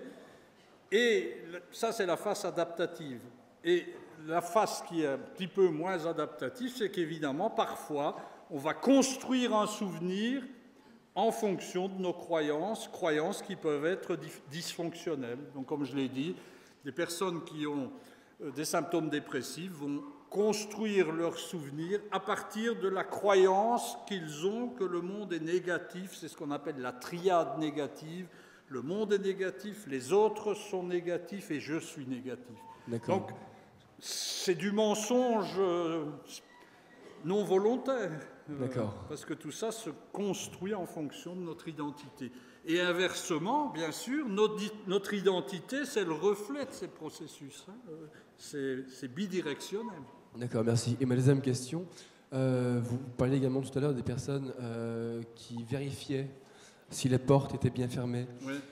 Dans le cas où, par exemple, un individu aime un autre individu et qu'il a ce type de fonctionnement, ce schéma de pensée, va-t-il se dire, même au nombre, par exemple, imaginons un couple, ça fait 5, 10, 15, 20 ans, 6 mois qu'ils sont ensemble. Est-ce que l'un des deux individus, donc j'entends évidemment celui qui vérifie si la porte est fermée 5 ou 6 fois, se dit également, est-ce que cet homme ou est-ce que cette femme m'aime? Est-ce qu'on peut appliquer cette psychose du est-ce que ça marche, est-ce que ça marche pas, est-ce que c'est fermé? Je précise, ce n'est pas une question personnelle. Hein. On pourrait penser, mais non. Non, la question, est-ce que pour dire qu'on se demander si quelqu'un vous aime, est-ce que vous êtes obligé de le voir agir en vous aimant? Je ne crois pas. Je veux dire, je pense que c'est un peu plus complexe que ça. Les symptômes obsessionnels compulsifs, c'est surtout sur des actions précises. Fermer la porte à clé, vérifier si on a fermé le gaz. C'est une difficulté de se représenter agissant. Alors, est-ce qu'on a des difficultés à se représenter agissant en amour? Non, je ne me suis pas posé la question. Eh bien, quand je me brosse les dents, attendez, je vois pas. Je pose ma brosse. Ah oui. Et j'ai déjà oublié que j'ai brossé mes dents. Je prends ma brosse à dents et je passe dessus. S'il y a des petites gouttelettes qui me sautent sur le visage, ça veut dire que j'ai déjà brossé mes dents. Ça, d'une part. Est-ce que c'est grave, docteur? J'ai 75 ans. Il m'étonnerait que vous ayez vraiment oublié. Hein? Parce La que deuxième vous ne seriez pas là. Quand Mais oui. C'est pas grave du tout puisque vous avez trouvé un moyen de compensation. Donc c'est excellent. Mais la deuxième chose s'applique aussi. Quand je sors, je dois toujours re-rentrer pour vérifier si j'ai fermé toutes les fenêtres. Parce que je ne me rappelle pas. Oui, c'est grave, docteur. C'est bien, l'interprétation que j'en ai donnée vous correspond. Mais il y a des moyens d'améliorer ça, mais je ne veux pas aborder ces questions. C'est pas une maladie. Mais, non, il faut que vous sachiez que je ne m'inscris absolument pas dans c'est pathologique ou c'est normal. Je ne suis pas du tout dans cette manière de concevoir les choses. Nous sommes, c'est ce qu'on appelle un continuum. il y a dans cette salle plein de vérificateurs, je le sais. Et il y en a qui vérifient beaucoup, d'autres un peu moins, d'autres... Voilà, c'est pas une maladie, c'est quelque chose de développemental. On a développé plus ou moins la capacité de se représenter nous-mêmes agissant. C'est comme certains courent vite, d'autres ne courent pas vite. Certains, comme moi, ont une mauvaise orientation spatiale. Je dois toujours faire le même trajet, sinon je ne m'en sors pas. Suis-je malade? Mais non, je ne suis pas malade.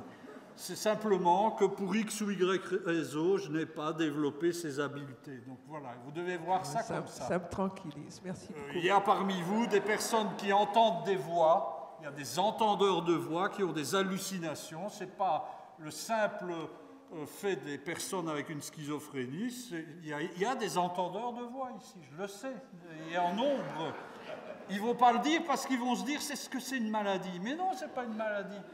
C'est des variations du comportement normal. Et chez certaines personnes, évidemment, ce sont des variations qui conduisent à des problèmes graves. Mais c'est le bout du continuum. Me fais-je bien comprendre? Donc, rassurez-vous et continuez à vivre paisiblement. On a une question ici, là, madame.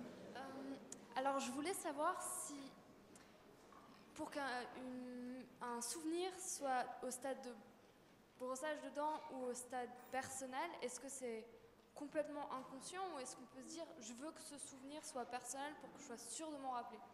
Je dois avouer que je n'ai pas bien compris. Mettez un peu le micro plus près de vous. Alors, est-ce qu'un souvenir est soit personnel ou brossage de dents inconsciemment ou est-ce qu'on peut décider? Non, il ne faut pas le décider. Non, le raisonnement autobiographique, il peut se faire de manière tout à fait naturelle. Si l'épisode Van der Linden, en rentrant, vous en parlez avec votre conjoint, vous dites « Ah mais ça vraiment, ça, il a dit des choses auxquelles je ne m'attendais pas, je ne voyais pas les choses comme ça », vous n'êtes pas en train de vous dire « je crée un souvenir durable ». Vous le faites spontanément, vous avez connecté avec votre identité et le souvenir Van der Linden aura un devenir plus noble que le brossage des dents. Alors, il y a beaucoup de questions. Une dame ici, après encore monsieur là, et puis monsieur ici. Alors, il y a beaucoup de mains qui se lèvent. On va essayer de répondre à quelques-unes. Oui, madame? Bonsoir. Ici. J'étudie la sociologie ici à l'Université de Genève.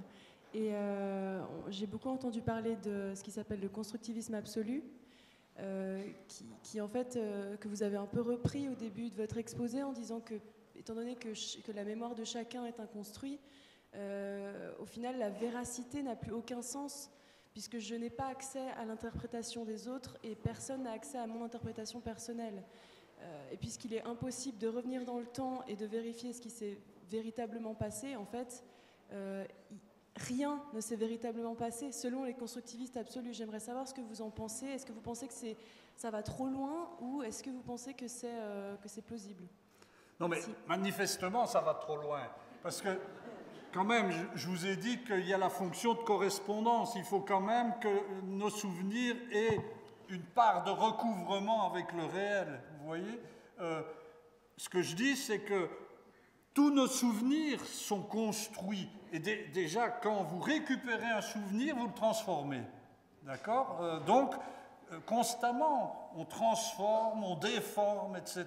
Mais il reste quand même une part proche du réel, mais qu'il est difficile c'est vrai, dans beaucoup de cas, de vérifier. Mais où vous avez raison, c'est que la notion de véracité, évidemment, c'est quoi un souvenir véridique? Ça n'a pas beaucoup de sens sur le plan de la psychologie de la mémoire. D'accord? Ce qui compte, c'est ce que vous avez en tête. C'est l'aspect subjectif, la construction subjective que vous faites. C'est bien pour ça que tester la mémoire avec des tâches du type « Attention, madame, monsieur, vous allez faire bien attention, je vais vous lire une liste de mots, puis après vous devrez me les rappeler », j'en viens à me dire que ça n'a aucun sens. Puisque, en plus, je vous ai dit, la plupart de nos souvenirs épisodiques, c'est des souvenirs qui viennent automatiquement en mémoire. Ça, j'espère que vous le garderez en mémoire. Le brossage des dents. À aucun moment, vous ne vous êtes dit « je vais mémoriser le brossage des dents ». Et pourtant, il est là, en mémoire. Ça répond... Ça pose des questions philosophiques et sociologiques tout à fait intéressantes. Mais il ne faut pas aller dans l'excès. Monsieur avait une question là. Oui, le professeur. Je voulais savoir, dans le fond, quelle est la part de notre liberté par rapport à ce que vous appelez notre identité, donc qui est le fait des influences qu'on a reçues, et de notre éducation, ainsi de suite. Parce qu'en définitive,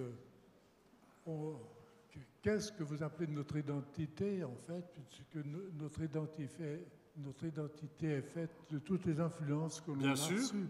Bien sûr. Donc, quelle est notre part de liberté par rapport à ces influences? Eh bien, j'aurais tendance, ça c'est un grand débat, mais j'aurais tendance à être très concret et je vous suggérerais d'assister à la conférence de mon ami et collaborateur Arnaud d'Argenbault. Une part de notre libre arbitre, c'est la capacité qu'on a de se projeter dans le futur.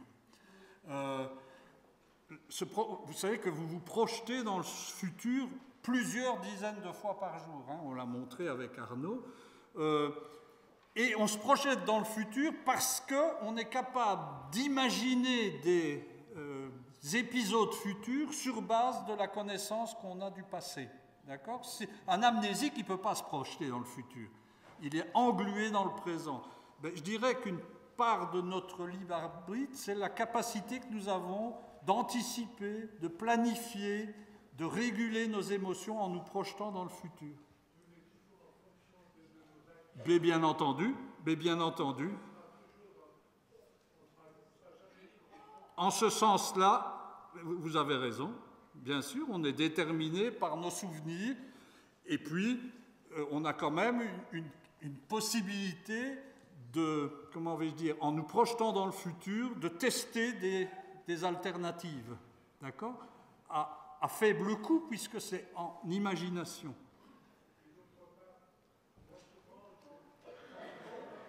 On n'entend pas là, je suis désolée, le micro est parti. Mais je vous propose de poser votre question après, parce qu'il y a beaucoup de questions. Me trouver. Donc là, il y a madame, et puis il y a monsieur qui attend depuis un moment ici, si jamais.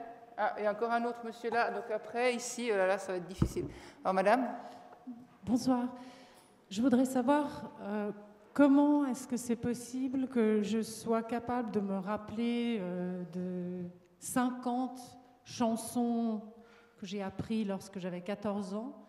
Mais je suis incapable aujourd'hui, donc c'est beaucoup plus difficile pour moi de retenir les paroles d'une chanson que j'entends peut-être tous les jours à la radio.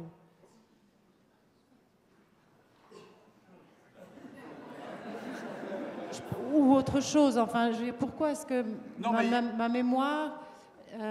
Non, mais il y a un biais, parce que quand on dit qu'on se remémore mieux les choses du passé, c'est aussi des choses qu'on a davantage récupérées.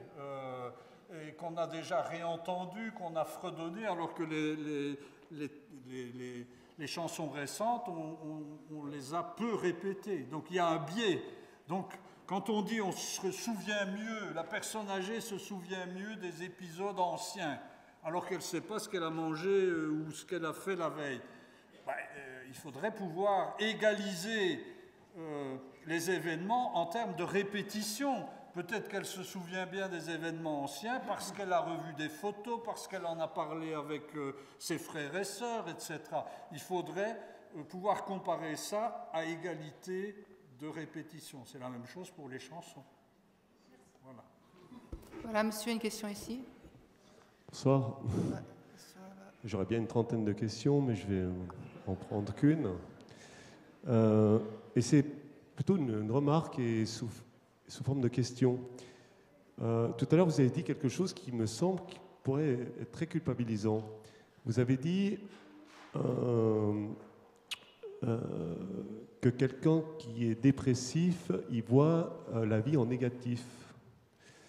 Alors que moi, je connais des gens dépressifs qui ont vécu un traumatisme Et leur dépression vient de ces traumatismes, à chaque fois, ça revient dans leur tête. Par contre, dans la vie de tous les jours, c'est des gens qui voient plutôt la vie positive. Et moi, je fais une différence entre l'émotion et négative. C'est-à-dire que le négatif-positif, c'est des mots que j'emploie plus, parce que quand j'ai une émotion qui vient me gêner, je ne la trouve pas négative. Elle vient me parler de quelque chose qui fait que je peux travailler sur ce quelque chose. Mais si je me dis qu'elle est négative, alors à ce moment-là, je plonge. Quoi. Je ne peux pas répondre comme ça en 2 coups de cuillère à peau. La première chose, c'est que je ne veux pas du tout culpabiliser qui que ce soit. On sait qu'un certain nombre de personnes qui ont des symptômes dépressifs ont des croyances, appelons-les, je ne voulais pas négatives, mais quand même, elles se considèrent elles-mêmes comme ne valant rien. Elles vont d'ailleurs ruminer, je ne vaux rien, les autres ne m'aiment pas, le monde va mal. C'est ça, le reflet des croyances négatives. Et ce que j'ai dit, c'est que les personnes qui ont ce type de croyances vont mettre en mémoire ce qui correspond à leurs croyances. Et ça a été prouvé par de nombreuses expériences. Les personnes mettent en mémoire ce qui correspond à leurs croyances négatives. Mais par exemple, les personnes avec une dépression, elles ne se projettent pas dans le futur de manière négative, curieusement. Ce qu'elles font, c'est qu'elles se projettent moins de façon positive, mais pas plus de façon négative. D'accord ?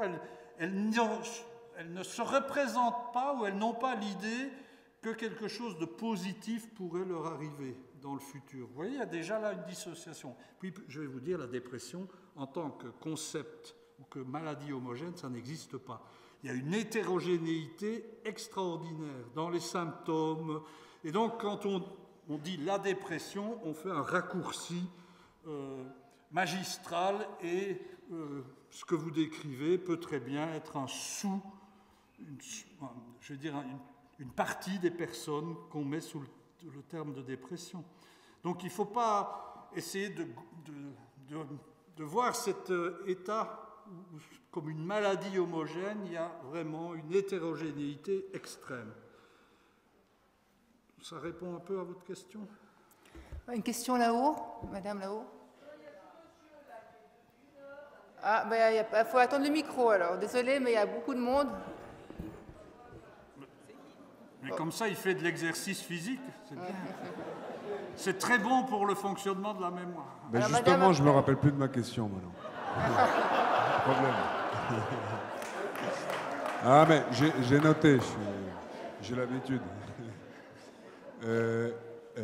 Quel serait selon vous l'impact de la quantité croissante d'informations qu'on a tous les jours sur la mémoire et sur ces 4 systèmes de mémoire ? Oh, ben, je pense que cet impact, il est catastrophique. Je vais prendre un exemple personnel. Quand j'ai fait ma thèse de doctorat, a long time ago, il n'y avait pas d'ordinateur. D'accord ? J'ai tout tapé à la machine. Il n'y avait pas d'email. Ce qui fait que quand je voulais avoir un article scientifique, je devais envoyer non pas un pigeon voyageur, mais une lettre par bateau qui arrivait ou qui n'arrivait pas, et je recevais 2 ou 3 mois. Si j'avais de la chance, l'article... Maintenant, je veux un article, si mon interlocuteur est présent, 10 secondes après, j'ai l'article. Résultat des courses, je suis noyé d'articles.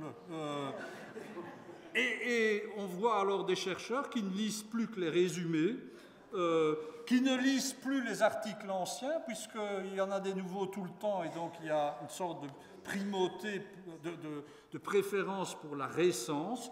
Et moi, je pense, de mon point de vue, alors ici au plan scientifique, c'est catastrophique. Mais de façon plus large, cet afflux d'informations, cette focalisation sur le présent, je pense que ça nous fait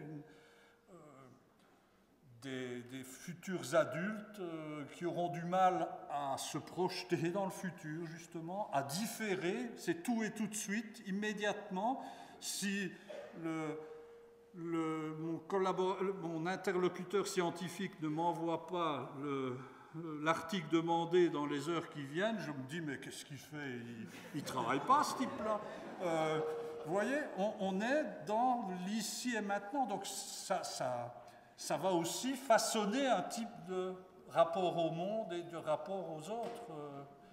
Et la tâche de sélection de l'information devient de plus en plus difficile. Ah ben évidemment, évidemment.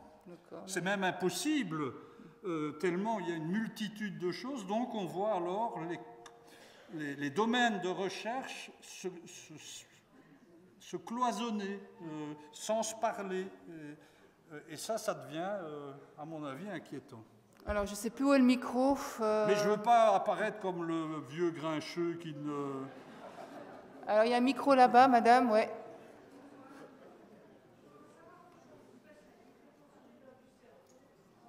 On n'entend pas, on n'entend pas. Le micro ne marche pas. Mettez-le plus près. Voilà. Voilà, c'est bon. Ouais. Je voulais savoir comment vous faites la différence au niveau du cerveau entre le déficit d'attention et des manquements de la mémoire épisodique. Ah non, mais ça, on ne le fait pas au niveau du cerveau. On le fait d'abord au niveau de l'exploration psychologique. Quand on reçoit quelqu'un en consultation et qui se plaint de difficultés de mémoire, on va faire une exploration détaillée, globale, qui se penche aussi sur les difficultés d'attention. Il est évident, comme je l'ai dit, les personnes parmi vous qui ont somnolé ou qui essaient tant bien que mal de digérer et qui n'ont pas focalisé leur attention sur mon exposé, ben, ne l'auront pas mis en mémoire épisodique. Donc c'est un prérequis, l'attention, ça c'est évident. Et ces capacités attentionnelles, elles font appel à des régions, à des réseaux cérébraux distincts de la mémoire. D'accord ? Mais on ne va pas, nous, le tester en tant que psychologue en allant voir dans le cerveau. On va le tester avec des tâches et en essayant de comprendre le profil de difficulté qu'a une personne. Mais vous avez raison, l'attention et la mémoire, c'est intimement lié, bien sûr.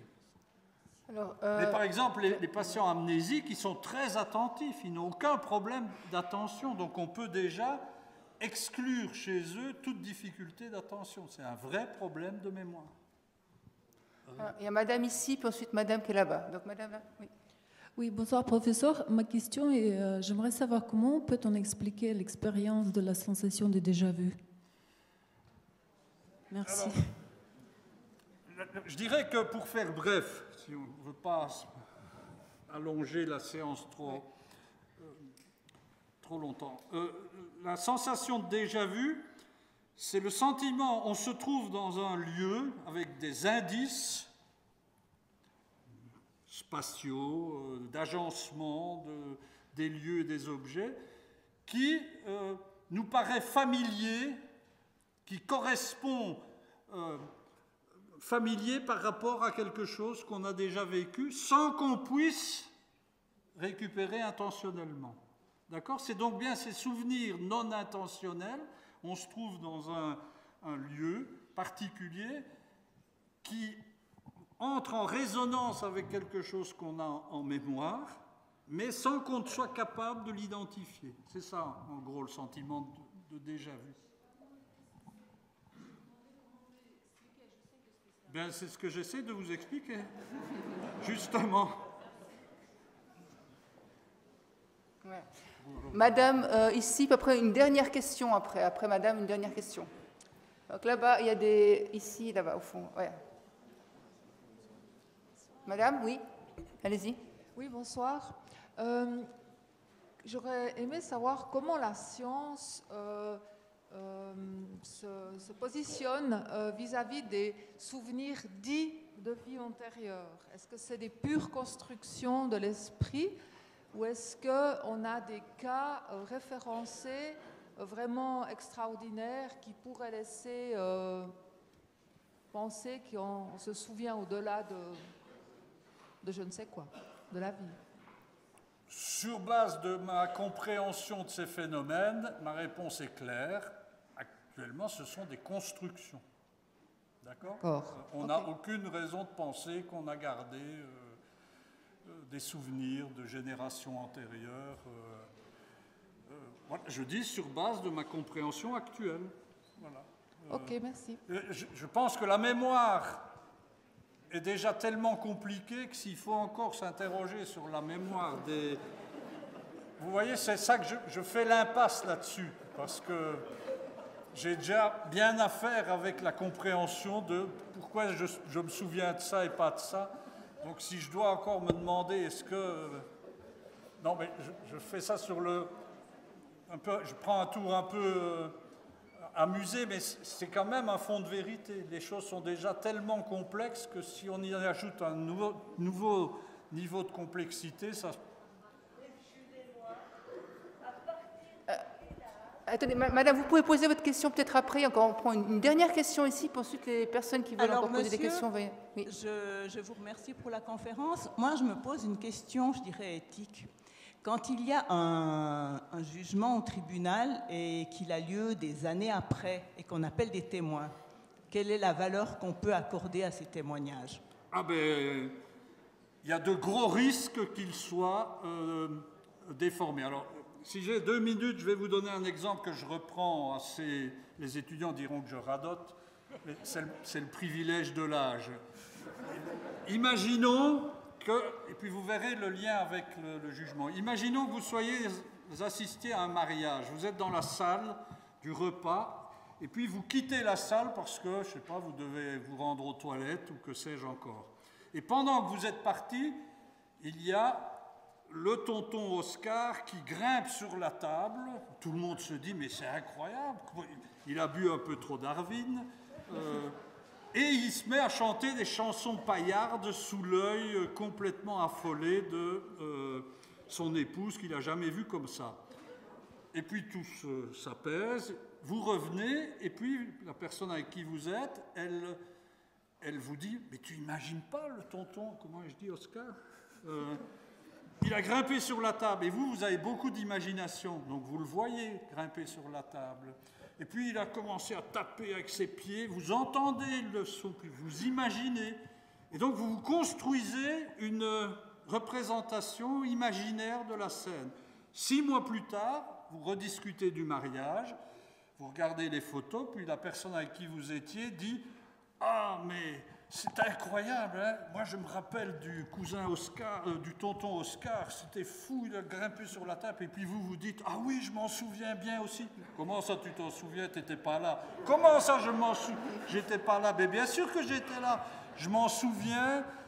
Eh bien c'est le même phénomène, on peut à certains moments induire, donc je sais pas, un officier de police peut former à la mémoire, peut à un moment faire dire à un accusé que c'est lui qui a fait tel crime alors que ce n'est pas lui. Il va lui dire, mais si vous avez grimpé la colline là, vous l'avez fait. Puis l'autre il dit non, non, et puis pendant des jours et des jours, on va lui dire, vous avez grimpé sur la colline, et puis il y avait une bicyclette rouge là que vous avez prise. Ah non, non, j'ai pas. Et on va répéter, jusqu'au moment où la personne va se créer une représentation tellement vivace et se dire, ben oui, c'est moi. D'accord? Donc vous voyez, ça répond en partie à votre question. On peut créer des faux souvenirs. La mémoire est reconstructive. Chaque fois qu'on récupère, on la transforme. Donc après 6 mois, on peut avoir des réels problèmes de véracité.